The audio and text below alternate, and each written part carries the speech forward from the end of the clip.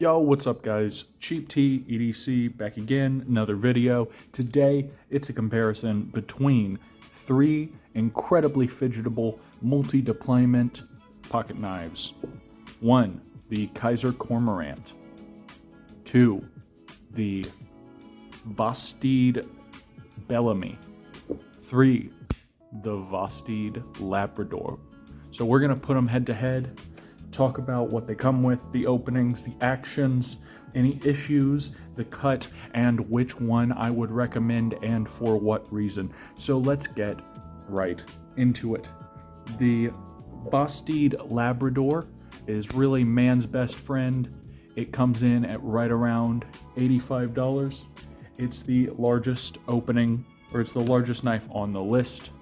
The Vosteed Bellamy comes in at $80 and is buttery smooth. The Kizer Cormorant comes in anywhere between $120 and $200, I want to say $20, and it is excellent as well. But for what you get, they also come with some extras. The Vosteeds all come with a Vosteed case, a knife branded sticker. This one's for the Bellamy. It's a little crumpled up, but a Vosteed branded microfiber cleaning cloth, and a Vosteed patch, on top of coming in a very sturdy feeling tin compared to some other knife companies you see that just give you that cardboard box, which can be a little bit, it's easy to mess those up. Kizer, on the other hand, really goes the extra mile, at least with the Serape edition of their knife. It comes with an amazing, really excellent zipper on this thing. And then I lanyarded them to the case so they wouldn't get lost before I could review them, but it also comes with a G10 Serape bead and a G10 Kizer Serape dog tag. I'm probably actually going to take some Velcro on this and just some stick-on Velcro and put it on this, and then put this on my patch wool, because I think it would be a very cool little physical patch kind of deal to stick up there as just a space filler. But yeah, so the Kizer definitely comes with better stuff, but it's more pricey, and I think Vosteed offers an excellent little suite of swag for anyone who buys one of their knives. I've got this quarter up here as a size comparison because everyone knows what a quarter looks like. So let's talk about the openings. Today I brought one thumb hole, one fuller, and one thumb stud. Now, really, at the end of the day, which knife you could choose could just come down to which opening you prefer, but they all have some quirks, so let's get into it. The least quirky of the bunch is the Vosteed Labrador. They're just plain thumb studs. This is a liner lock knife. The Vosteed Bellamy has a fuller, and you can't, because of the angle, you can't get your nail in there, or it's very hard. So you have to kind of put your thumb on it, sink your thumb meat into that, and then flick it out, which is very doable. It's not impossible or anything, but it's easier to fail than something like a thumb stud, or maybe there's something they could have done to the fuller to give it a little bit easier thumb purchase. On the other hand, it's excellent for spidey flicks because you can just get your nail in there very comfortably. The Kizer Cormorant has a hole, has a thumb hole deployment, and it's super easy to use for spidey flicks, for regular flicks, and it's the only one you can safely, because I mean you can do it with this, but it's a bad look. You can safely spidey drop. So I think that's pretty cool. But what would a fidget knife be without its fidgety components?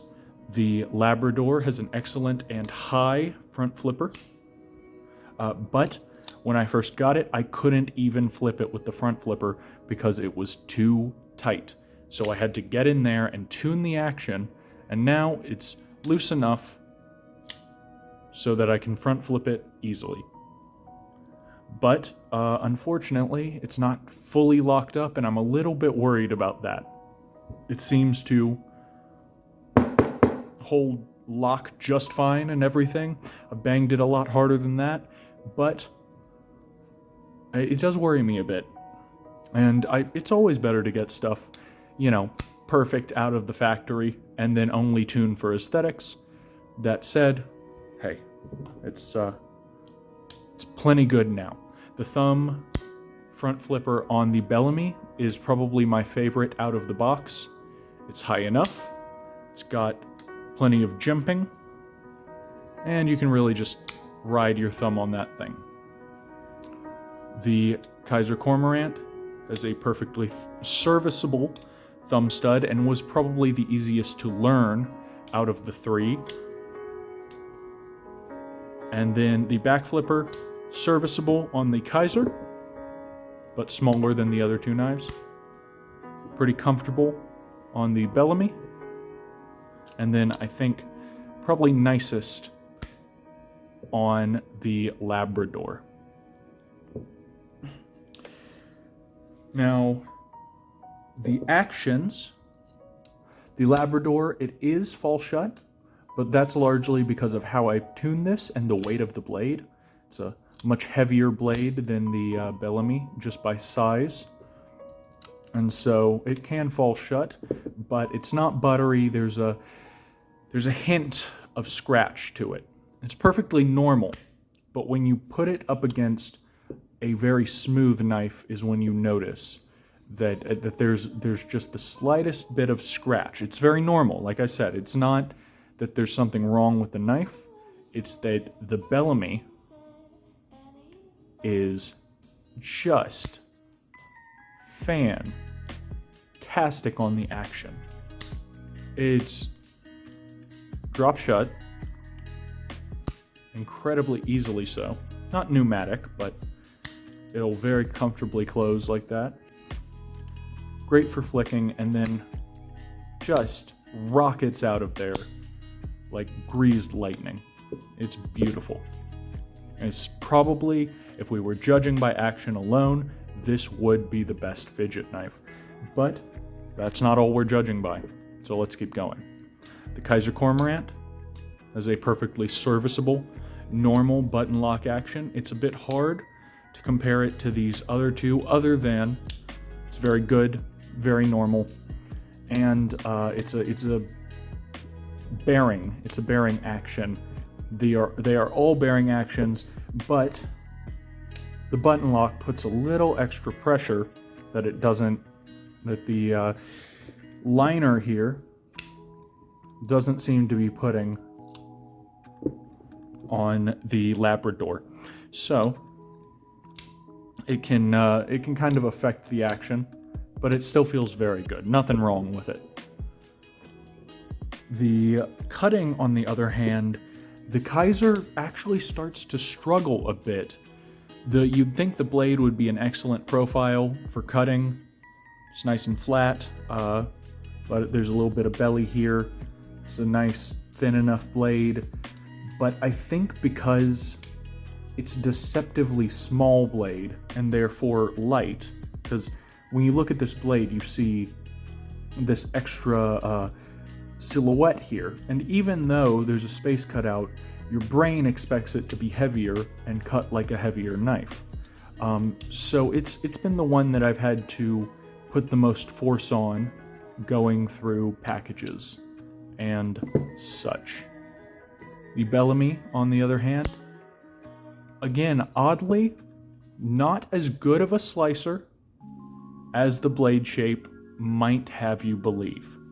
I don't know what did it, but it just didn't cut as well as the other two knives on the list. It may be right there tied with the Kizer Cormorant. The Labrador has an excellent cutting profile. I think it's just a hair. It may honestly be, I think it's the same width as the Bellamy, but you've got more blade, you've got that good belly on it, it's a great slicey profile, and it cuts incredibly comfortably. This is definitely the best cutter on the list. I think no competition. Now, issues with the knives. Let's get into some stuff I've noticed as I've carried them, walked around with them, played with them, used them for review. The Labrador, I've talked about this in this video. I had to tune it, and it felt much better on the other deployment options before I tuned it, but now it has the front flipper, very easy to use, so I would do it again. It's just a tune, it's not the end of the world, but I prefer if they come, really good. The Bellamy is the biggest red flag on the list for me, because when I squeeze it, something's happened. I hear a little squanch from, there must be an air pocket, or the micarta must be flexing just enough to create a pocket in between the micarta and the liner, where when you squeeze it, it goes squank, squank, squank, squank. You can't hear it on this, but you can feel it. And it's not that bad, and you don't feel it most of the time, but now that I know that it's there, it's going to haunt me until the day I die and pass this mortal coil. So that's something to watch out for, which is a real shame because the action is just heavenly. It is amazing. I really, really wish that it was the Bellamy with thumb studs and G10 handles, but can't cry over spilled milk and can't squawk over squanchy knives, so we gotta move on. It's still a great knife, but that's my real big issue with it, that we're actually having some QC problems here, and it's just getting squaggy. The Cormorant, whoops, oh lord. The issue is me, I guess. The Cormorant, there are no real issues to speak of. Just the bit that the blade is slightly lighter than you expect it to be, and so it takes a little bit more force to cut. It's not a slicing beast, but as far as a super fidgety, friendly, fun knife, I think the Kizer Cormorant really does do exactly what people expect of it. And you're going to have to put the time in to learn the front flippers on any knife. But once you learn all the different openings, it's fun to flick it and rotate through. It's a great fidget knife. So no real problems on the Cormorant. Lockup on the Labrador, and then that kind of squanch in the Bellamy. Not so good. So my recommendations, if it was just off action, it would be the Bellamy, but it's not. We are going a full fidgety EDC knife, and let's break it down. For most fidgetable EDC everyday carry knife, Kizer Cormorant all day. This is number one. I don't think there's another option. You've got an extra opening method. Actually two, because you can button flick it. It's the coolest looking, with those different themed textures. And it's amazing. Yeah, it's great. But for a pure EDC knife that is also a flipper, I would go for this one. You can still fidget it, and that's the Vosteed Labrador. You can still fidget it just fine, feels great, but you've got thumb studs, and you've got some extra size, so my big old hands can get a great grip on that. You can really put that blade right in a piece of something and cut straight through it. Really rip it. It's got the best slicing geometry. It's got the best size, and I think the thumb stud is even better than the thumb hole. But just as a day-to-day EDC fidgeter, Kizer Cormorant. It's got too many options, and each one is made well. Both of these have strengths and weaknesses. This one is one big plus, 0 minuses, but just maybe not as many pluses in the plus column as this guy. So thanks, everybody. The Kizer Cormorant, still the reigning chief.